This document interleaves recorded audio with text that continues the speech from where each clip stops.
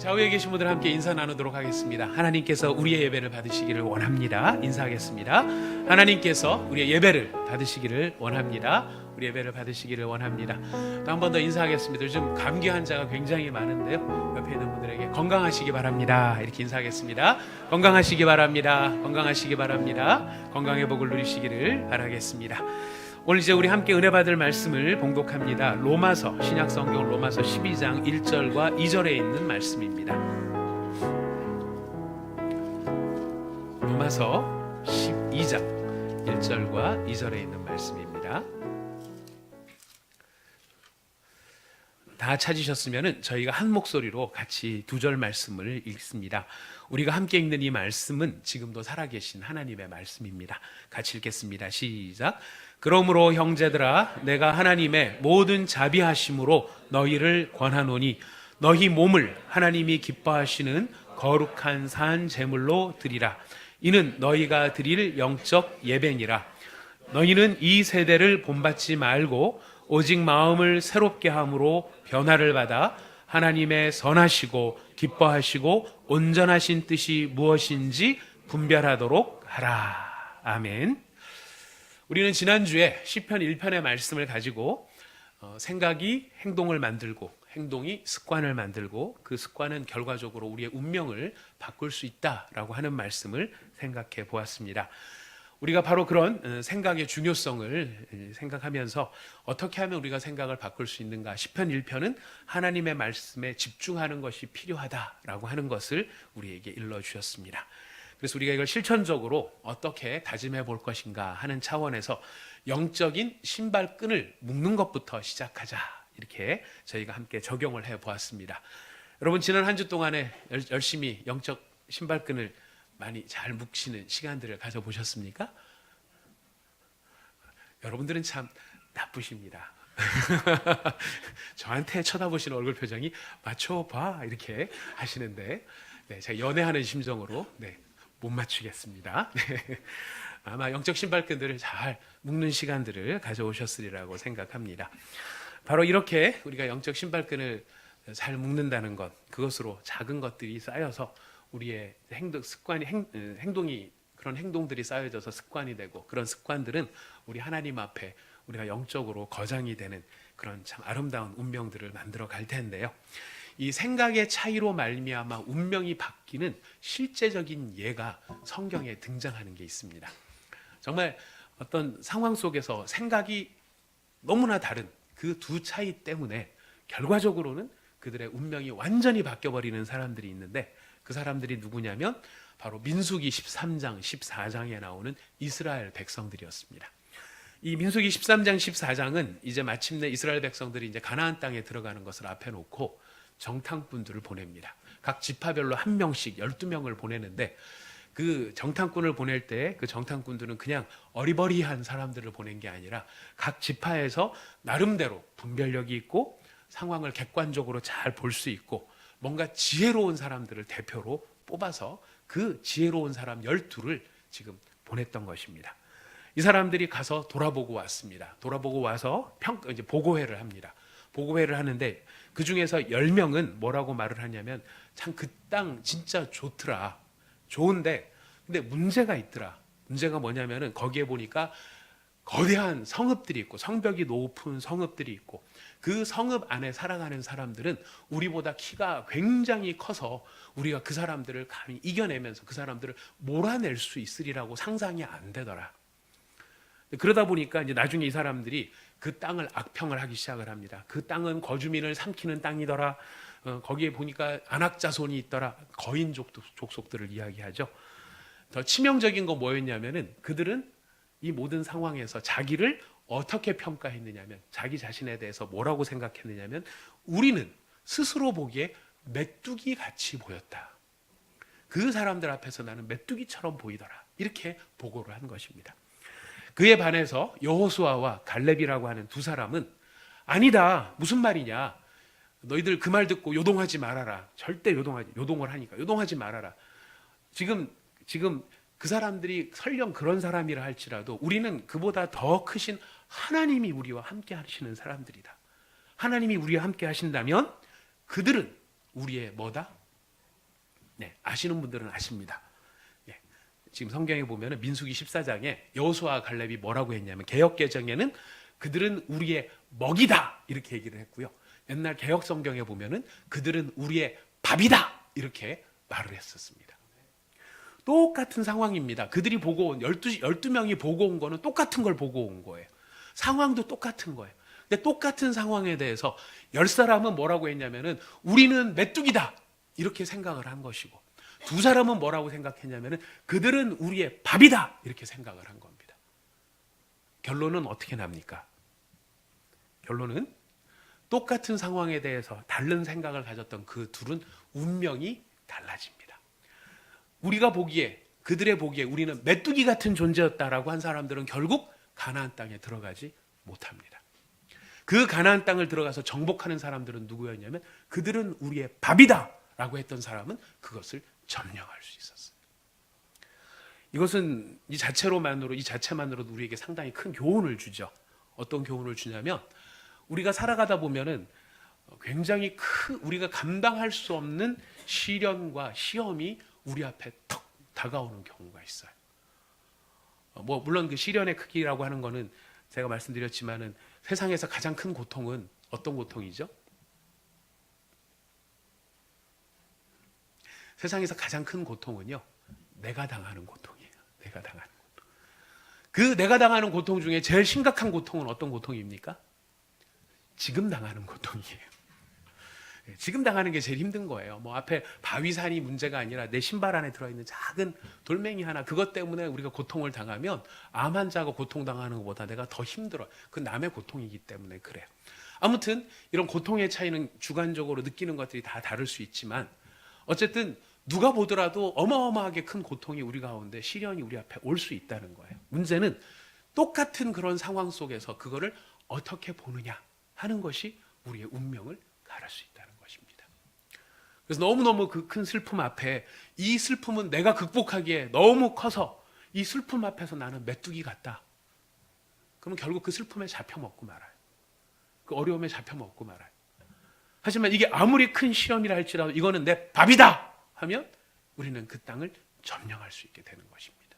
이것이 바로 똑같은 상황에 대해 다른 생각을 하는 그 생각의 다름이 우리의 운명을 바꿀 수 있게 된다는 것이. 자, 그렇기 때문에 우리도 생각을 좀 잘 바꿨으면 좋겠다. 어떻게 하면 우리도 정말 이 여호수아와 갈렙처럼 똑같은 상황을 보면서 저것들은 밥이야 라고 말할 수 있는 그런 강력한 동기부여를 가진 생각의 사람으로 바꿀 수 있을까? 우리 자신을 그런 생각의 사람으로, 긍정적인, 하나님이 함께 하시는 사람으로 우리의 생각을 이렇게 바꿀 수 있을까? 오늘 우리가 로마서 12장의 말씀을 가지고, 12장 1절 2절의 말씀을 가지고 우리가 그 비결을 한번 찾아보도록 하겠습니다. 자, 로마서 12장 1절은 뭐라고 시작을 하냐면은 그러므로라고 시작을 합니다. 자, 이 그러므로라고 말하는 것은 지금 무엇을 정리하는 말이냐면, 로마서 1장부터 11장까지 사도 바울이 이야기했던 모든 내용들을 함축하고 있는 것입니다.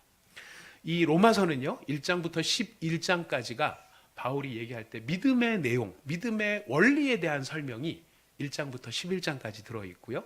12장부터 나머지 장은 이런 원리 안에서, 그렇다면 이런 원리를 가진 사람이 삶의 구체적인 내용에서 어떤 삶의 모습으로 살아갈 것인가 하는 삶의 실천에 관련, 생활의 실천에 관한 부분이 12장부터 들어있습니다.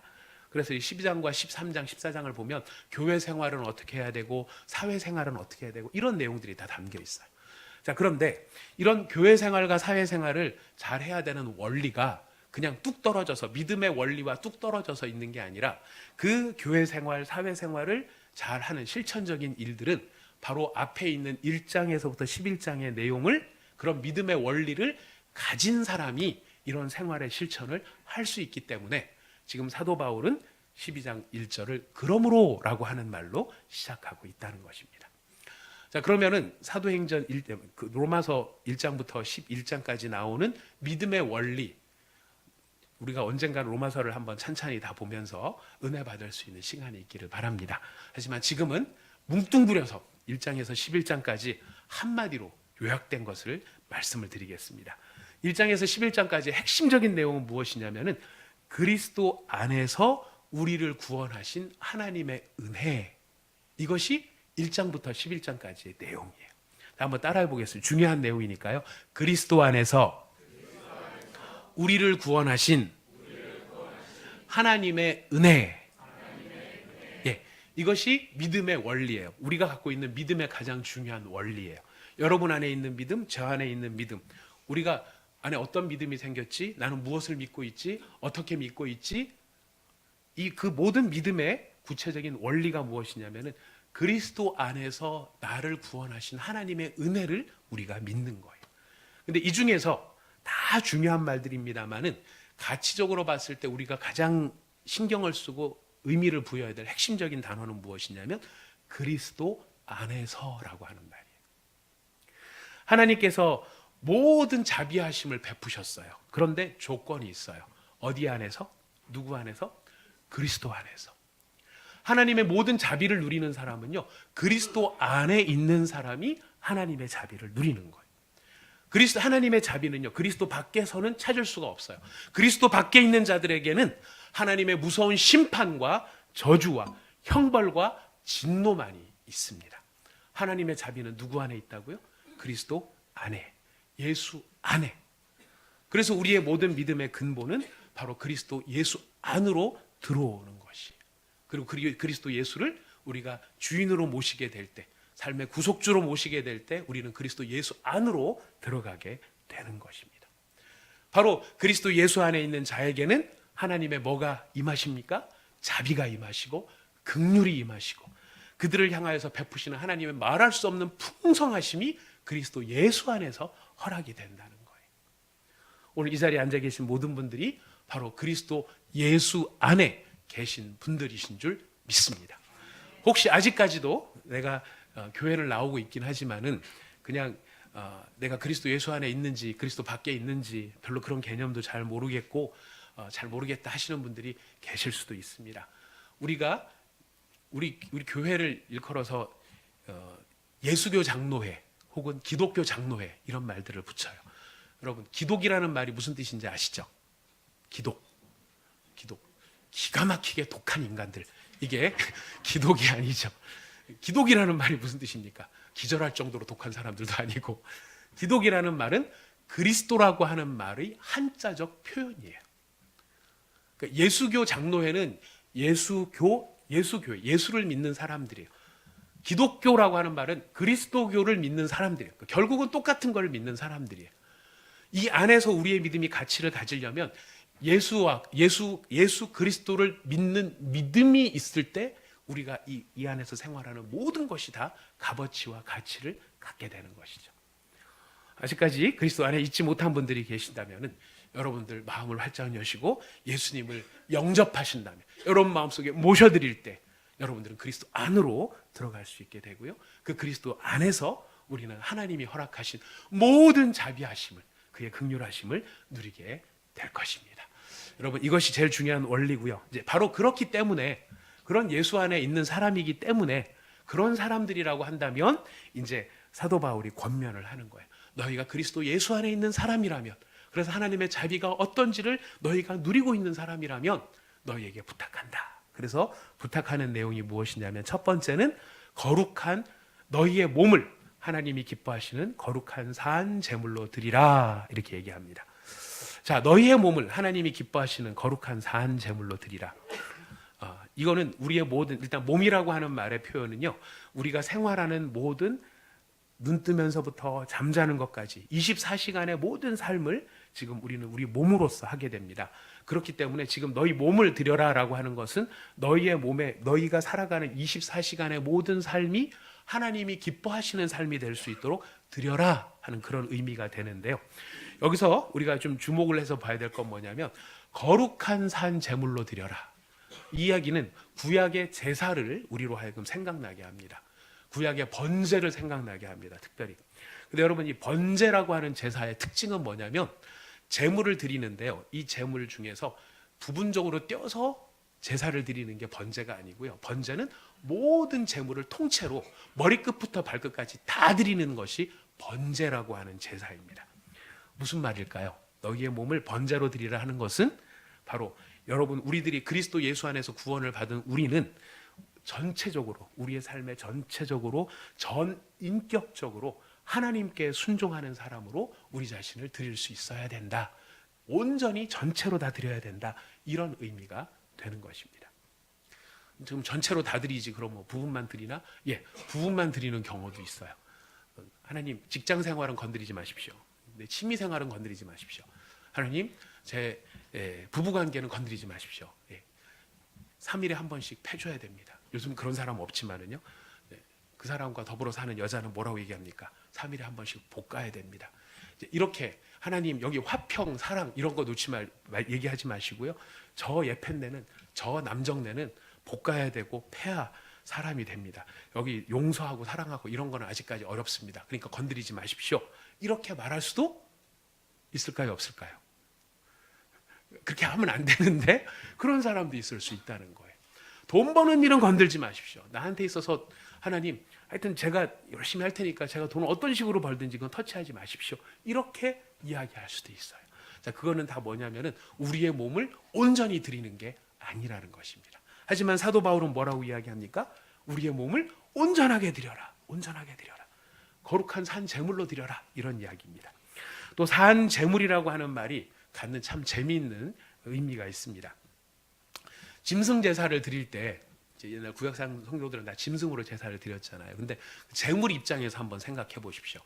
제물이, 제사를 드리는 제물로 선정이 됐었을 때 그 제물은 자발적으로 저를 제물로 드려주세요, 이렇게 하면서 자발적으로 나오겠습니까? 깍쟁이 같은 여러분들 생각해 보십시오. 제물은 그렇게 자발적으로 나오겠습니까? 아니에요. 제물 입장에서는 아무런 개념이 없는 거예요. 내가 제물이 돼야 되겠다, 뭐다, 이런 생각이 전혀 없는 거예요. 그냥 풀 뜯어 먹고 잘 자라고 있는데 어느 날 갑자기 간택이 되는 거예요. 선택이 돼가지고 나와서 드려진 바가 되는 거예요.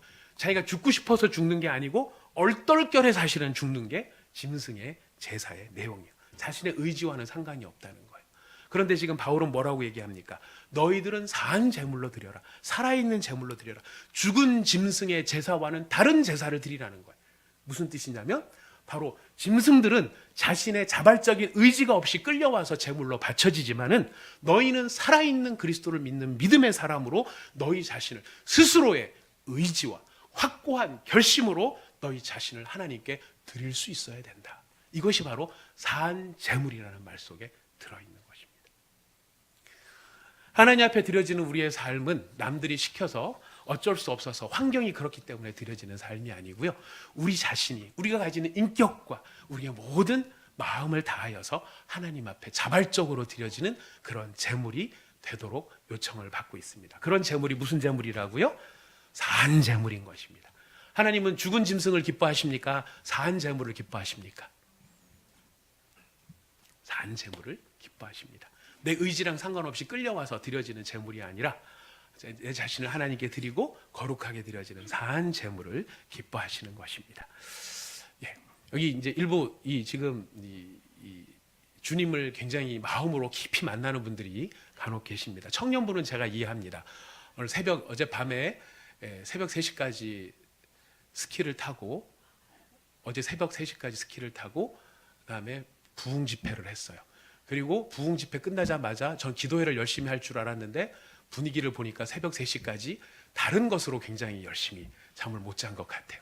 그래서 굉장히 졸릴 수 있다고 생각합니다. 하지만 그런 가운데서도 큰 은혜를 누렸으니까 여러분들 주무시는 건 이해하겠습니다. 청년부를 제외하고 나머지 분들은 지금 주무시면 안 됩니다. 예, 주무시면 안 됩니다. 예. 자, 우리가 마음을 모아서 산 제물로 우리가 하나님 앞에 나갈 수 있기를 바라겠습니다. 바로 이렇게 산 제물로 드리라고 얘기를 하고요. 두 번째는 너희의 행위를, 이 세대를 본받지 말고 너희의 행동이 변화를 받으라고 이야기를 합니다. 그들의 행위라고 하는 것을 본받는다라는 것을 영어로는 컨퍼밍이라고 되어 있습니다. 그리고 변화를 받으라는 것은 트랜스포밍이라는 말로 되어 있습니다. 컨퍼밍이라는 말은 주조틀 안에 집어넣다, 붕어빵이 돼서 나오다, 이런 뜻입니다. 이 세대의 주조틀 안에 집어넣어서 이 세대 사람처럼 붕어빵처럼 찍혀 나오지 말고 너희들은 트랜스포밍을 하는 사람이 되어야 한다. 이것이 사도 바울의 믿음을 가진 사람들을 향한 요구라는 것이죠.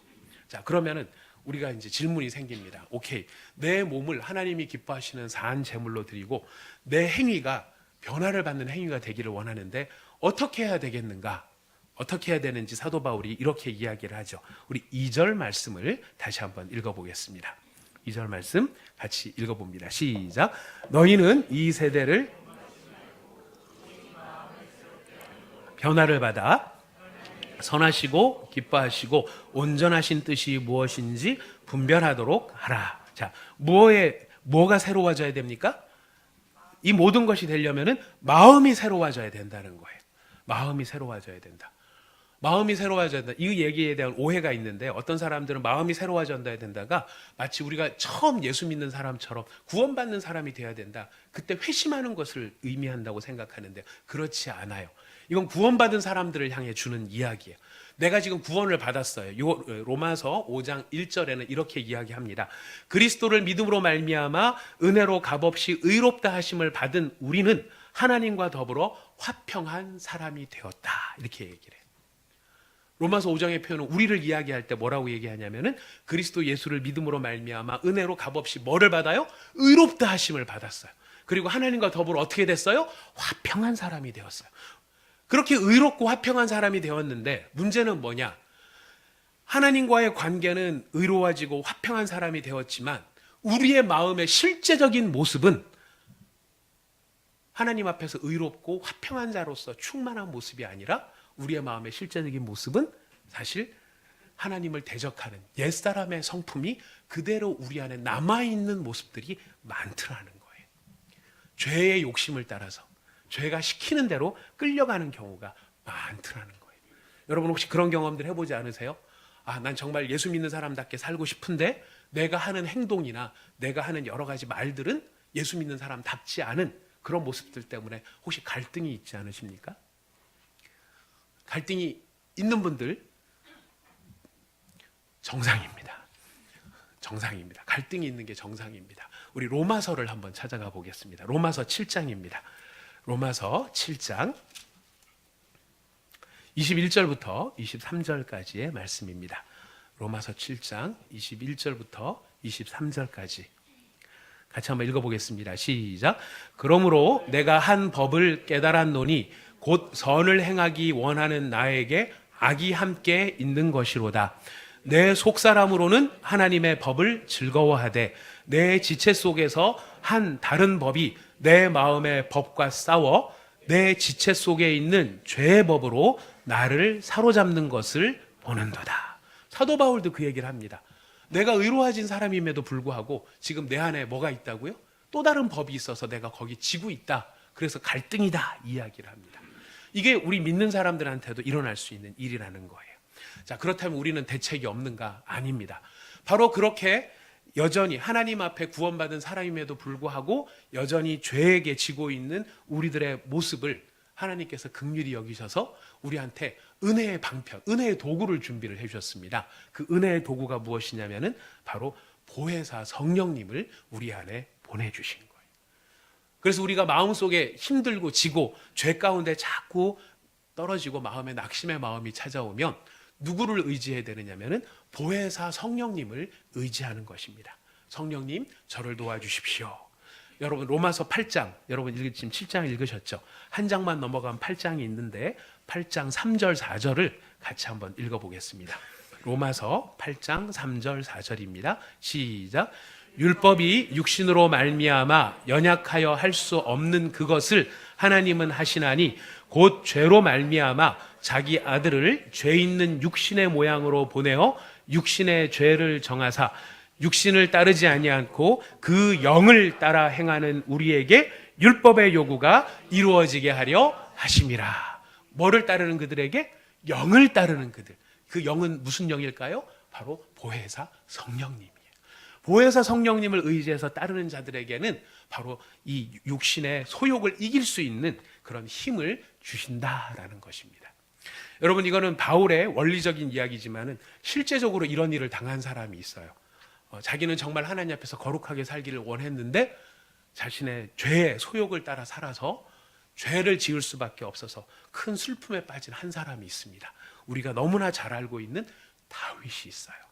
여러분 다윗이 얼마나 마음이 괴로웠는지, 그리고 그 자신의 마음을 이길 수 있는 방법이 오직 성령님을 의지하는 방법밖에 없다는 것을 다윗이 깨달아서 이런 이야기를 합니다.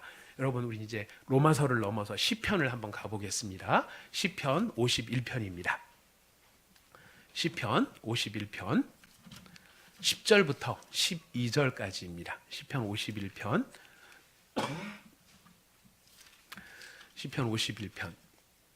10절에서 12절 같이 한번 읽어보겠습니다. 시작.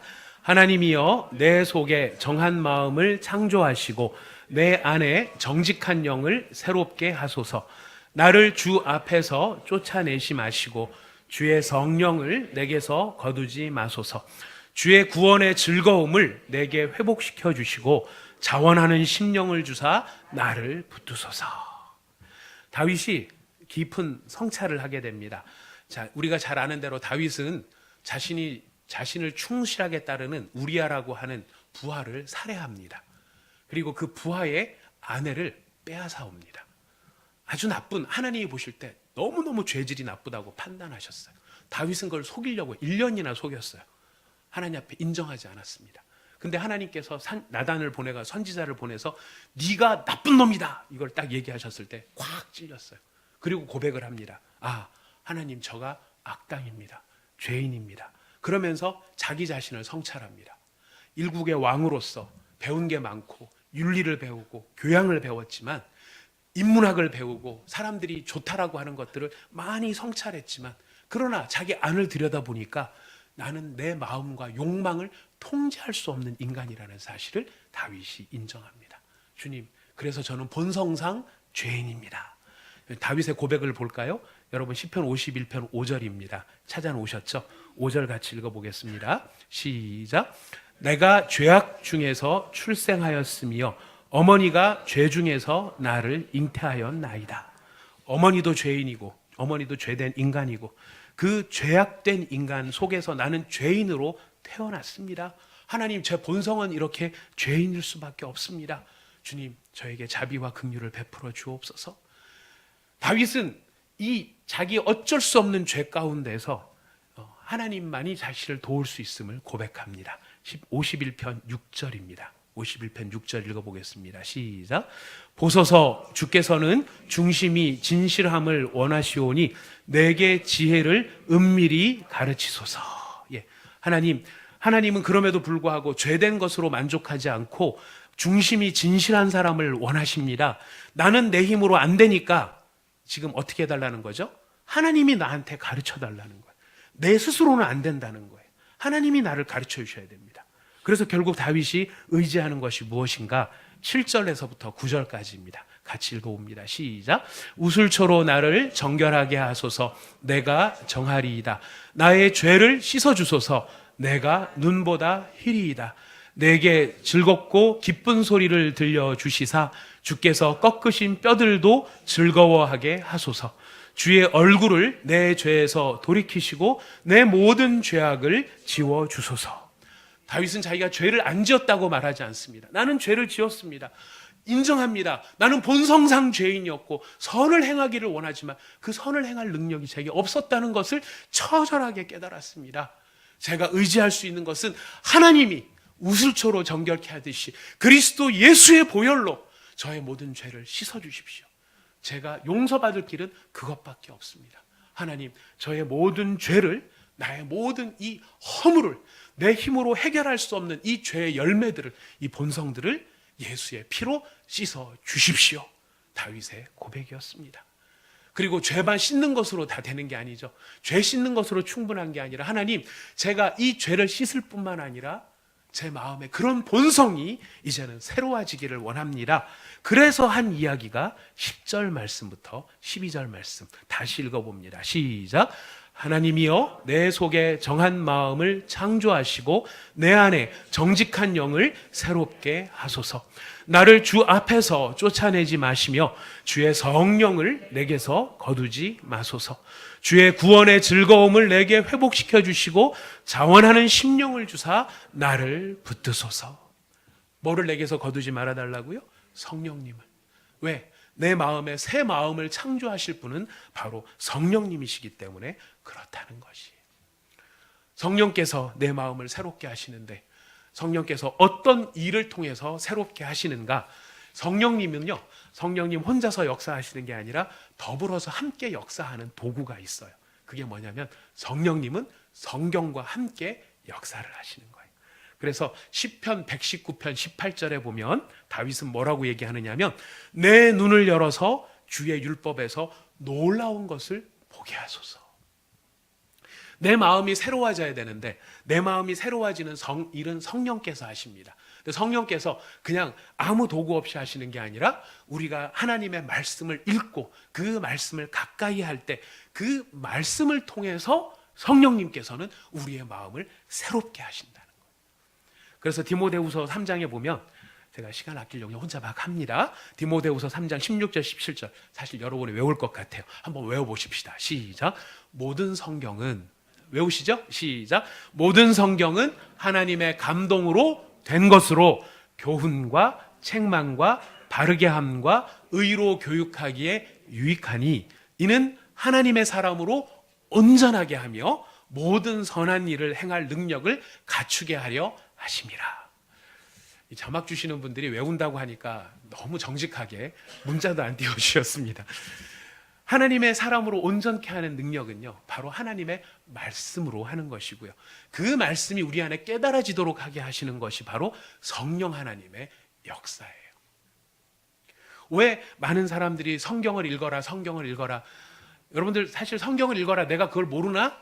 모르는 게 문제가 아니죠. 문제는 뭐예요? 알지만 안 읽는 게 문제죠. 근데 여러분, 성경을 읽으면은요, 진짜 어마어마한 일들이 일어날 수 있어요. 새로운 일을 만든 한 사람의 이야기를 제가 들려드리겠습니다. 여러분 혹시 그 미즈노 겐조라고 하는 일본 사람을 들어본 적 있으십니까? 여기 지금 화면에 나올 텐데요. 예. 눈 깜빡이는 시인 미즈노 겐조. 여기 이분이십니다. 이분이신데요. 이 미즈노 겐조라고 하는 이분이 시인이에요. 이분이 지은 시를 제가 먼저 한두 편을 좀 읽어드리겠습니다. 이분이 일본에서 아주 유명한 베스트셀러 작가예요. 이분이 뭐라고 시를 지었냐면 평화. 나는 나라도 말하는 언어도 생각하는 일도 각각 다른 수십억의 인간들이 아버지 되신 하나님 곁으로 돌아오도록 아침에도 기도드리고 저녁에도 기도드린다. 이런 시를 쓴 사람이고요. 또 그렇지는 않아라고 하는 시인데요. 걸어가는 사람은 나 혼자 그렇지 않아 그렇지 않아. 나의 연약함을 아시는 주님이 나와 함께 걸어가신다. 고민을 하는 사람은 나 혼자 그렇지 않아 그렇지 않아. 나의 연약함을 아시는 주님이 나와 함께 고뇌하신다. 기도하는 사람은 나 혼자 그렇지 않아 그렇지 않아. 나의 소원을 아시는 주님이 나와 함께 기도하신다. 이런 시를 썼던 사람입니다. 여러분 이 시가 평범하게 들릴지 모르겠지만은요, 이 시가 감동이 되었던 이유는 따로 있어요. 어디 있냐면은 이분은 뇌성마비 환자였어요. 이분은 초등학교 4학년 때까지 산과 들을 뛰어다니는 건강한 소년이었는데요. 그해 여름에 홍역을 앓게 되었어요. 홍역이 유행을 하면서 겐조도 감염이 되었고 고열이 내리고 의식이 회복되었을 때 이미 그는 그 전의 겐조가 아니었다고 합니다. 전신이 마비되었을 뿐만 아니라 언어 능력조차 빼앗겨서 눈만 깜빡이는 것, 그것밖에는 할 수 없었던 사람이 바로 이 겐조라는 사람이었습니다. 이때부터 겐조의 싸움, 그리고 그 가족의 싸움이 시작이 되었습니다. 겐조도 괴로웠겠지만 눈밖에 깜빡일 수 없는 이 아들을 평생 동안 데리고 보필하면서 살아야 된다는 건 가족에게 있어서도 쉬운 일이 아니었겠죠. 이 겐조가 12살 나던 어느 날 마을의 한 교회 목사가 겐조의 집에 빵을 사러 왔다가 때마침 겐조를 알게 되어서 한 권의 책을 주고 갑니다. 목사님이 무슨 책을 줬을까요? 성경책을 주었던 거예요. 처음 읽어보는 성경, 소년 겐조에게는 자신을 몰입시킬 수 있는 하나의 세계가 되었습니다. 매일 거르지 않고 성경을 읽어가는 동안에 겐조의 사고방식은 변하게 되었고 자신이 살아있어야 하는 존재의 의미를 발견하게 됩니다. 그리고 그 얼굴은 날로 밝아져 갔습니다. 겐조는 예수 그리스도를 자신의 구주로 삶의 주관자로 마음에 영접을 합니다. 그 후에 겐조는 더욱 변화가 되어서 눈밖에 깜빡일 수 없는 그 뇌성마비 환자, 그 남자 아이 곁으로 사람들이 몰려들게 되어요. 그의 얼굴은 웃음을 되찾았고요. 자신의 감정을 표현하는 유일한 방법이 활짝 웃는 것 하나였기 때문에 자신을 찾아오는 사람들에게 만면의 웃음을 지어 보이게 됐다라고 합니다. 여러분, 몸도 자연스럽지 않고 말도 못하는 그가 어떻게 시를 지을 수 있게 되었을까요? 그 당시에는 컴퓨터도 없었는데요. 이 계기가 된 것이 무엇이냐면은 바로 겐조를 진찰하던 의사가 뭐라고 했느냐면 예라고 대답할 때는 눈을 깜빡이렴 이라고 했던 그 말이 힌트가 됐던 거예요. 그래서 겐조 어머니가 이것을 활용을 했어요. 단순한 대답뿐만 아니라 마음을 표현하는 방법으로 적용을 한 것입니다. 예를 들어서 물을 뜻하는 일본어가 미즈라고 하죠. 많이들 아실 겁니다. 근데 이 미즈를 찾을 경우에 어떻게 하느냐? 엄마가 일본어 가나를 표현하는 50음도표, 아마 일본어 공부하신 분들 잘 아실 겁니다.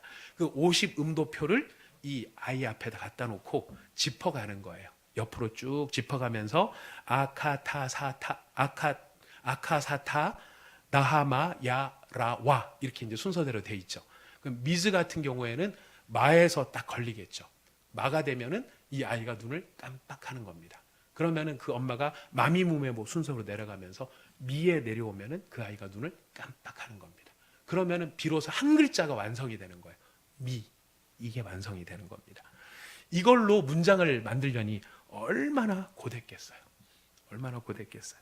그런데 이렇게 고된 엄청난 작업을 통해 그때까지 말로 표현할 수 없었던 겐조의 내면 세계가 표현이 되기 시작을 합니다. 이렇게 그의 눈 깜빡임만을 통해서 수백 편의 시가 탄생을 하게 되는데요. 여러분 잘 아시다시피 일본은 복음 전하기가 참 어려운 나라고 예수 믿기가 너무 어려운 나라인데요. 이 겐조의 이야기가 NHK에서 특집으로 다뤄지게 됩니다.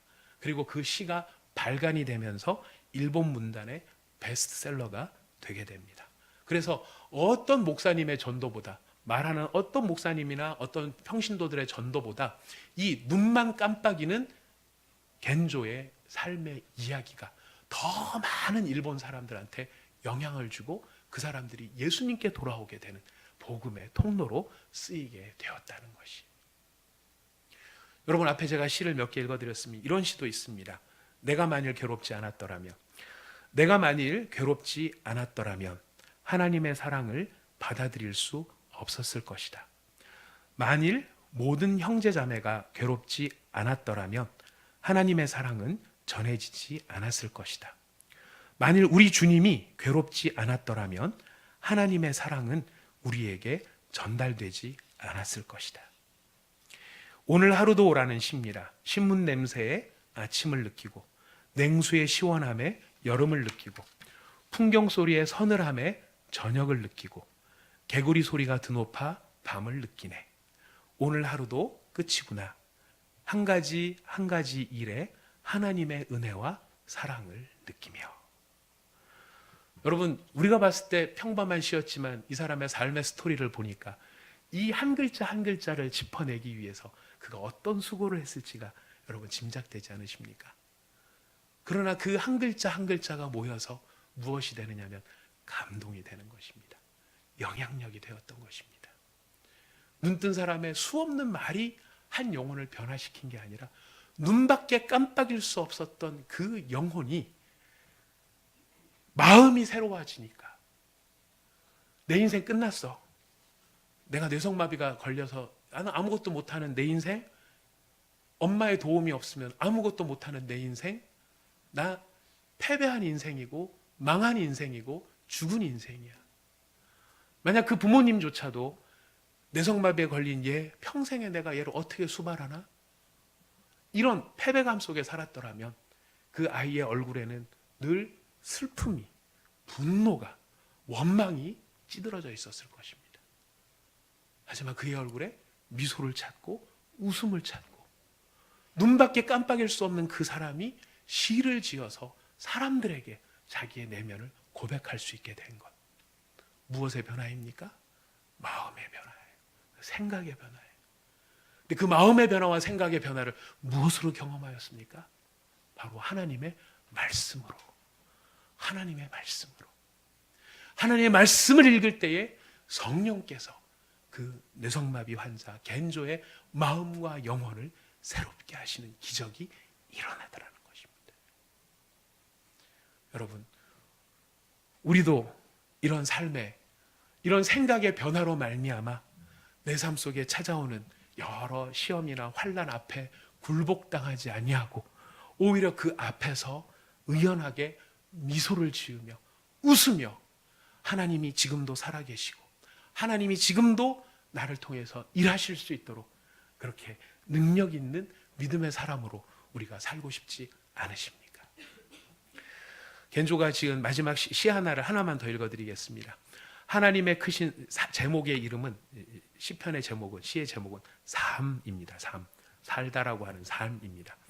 하나님의 크신 손 안에서 달팽이는 달팽이답게 가고 닭장 들꽃은 닭장 들꽃답게 피고 청개구리는 청개구리답게 울고 하나님의 크신 손 안에서 나는 나답게 산다. 저는 이 시를 이 상황을 읽으면서 읽어보니까요, 얼마나 큰 감동이 되는지 몰랐어요. 여러분들이 감동을 느끼시라고 느끼셨으면 좋겠다는 뜻에서 말씀을 드립니다만은 여러분, 더 욕심이 생깁니다. 눈 하나만으로, 눈 깜빡이 하나만으로 이런 위대한 일들을 이룰 수 있었다면 온전한 우리의 모습은 더욱 놀라운 일들을 이룰 수 있지 않겠습니까?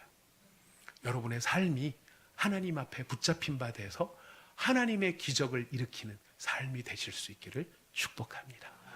이 일을 위해서는 말씀을 가까이 하시고 말씀을 통해서 성령을 의지하십시오. 판판이 깨질 수도 있지만 우리의 마음이 변할 수도 있습니다. 우리가 이렇게 소중한 삶의 변화, 이 마음이 바뀌면 누구처럼 되는지 아십니까? 내가 보기에 저들 앞에서 나는 메뚜기와 같다 이렇게 주장했던 사람들이 아니라 삶 앞에서 나는 틀렸어, 실패했어, 먼저 가 이렇게 말했던 그런 패배자에서 어떤 사람으로 바뀐다고요? 저것들은 내 밥이다, 저것들은 내 밥이다 라고 말할 수 있는 바로 그런 믿음의 사람으로 우리는 변화될 수 있을 것입니다.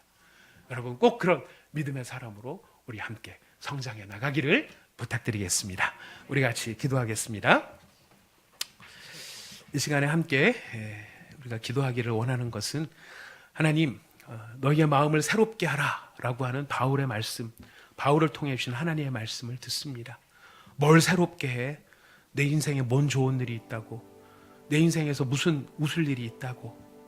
내가 이런 슬픔을 경험했고 내가 이런 좌절을 경험했고 몇 번씩이나 일어서려고 하다가 나는 쓰러진 사람인데 내 삶 속에서 뭘 경험해? 여러분, 그럴 수 있습니다. 그럴 수 있습니다. 하지만 오늘 시편 기자를 통하여서, 다윗을 통하여서 우리에게 권면하십니다. 그렇게 넘어질 수 있는데 넘어지는 게 끝이 아니라 우리가 성령님을 의지해서 하나님의 말씀을 의지해서 다윗도 실패한 자리에서 일어나 하나님 앞에 새롭게 쓰임받을 수 있었던 것처럼 우리도 그렇게 쓰임받을 수 있다라고 성경은 우리에게 이야기하고 계십니다. 우리의 운명이 바뀌기를 원한다면 우리는 습관을 바꿔야 되고요, 습관이 바뀌어지기를 원한다면 행동을 바꿔야 되고, 행동이 바뀌어지기를 원한다면 무엇보다 생각이 바뀌어야 합니다. 우리의 생각을 바꿀 수 있는 비결이 있습니다. 그것은 바로 성령을 의지하여 말씀을 가까이 하는 것입니다. 여러분의 일상의 삶 속에서 시간을 내서, 삶을 내서, 주님, 제가 정말 텔레 보고 있어 봐도 아무런 도움도 안 되는 스마트폰 들여다보고 있고 텔레비 들여다보고 있고 이런 것들에는 마음을 빼앗기고 있지만 정작 하나님의 말씀은 한 절도 읽지 못하는 제가 무슨 생각이 변할 수 있겠어요, 여러분? 그래서 그런 패배의식들을 내려놓고 주님 앞에 결심하십시오. 도와달라고. 성령님 도와주십시오. 이제 제가 주의 말씀을 가까이 해서 눈 깜빡이기만 해도, 눈 하나만 깜빡이는 능력만이 남아있어도 일본의 그 완악한 심령들의 하나님의 사랑을 전할 수 있었던, 변화를 경험했던 겐조처럼 주님, 나의 삶에서 바로 이런 하나님의 능력이 나타날 수 있도록 주님 제 생각을, 제 마음을 변화시켜 주옵소서. 이 시간 같이 한번 기도하도록 하겠습니다. 다 함께 기도합니다. 하나님 아버지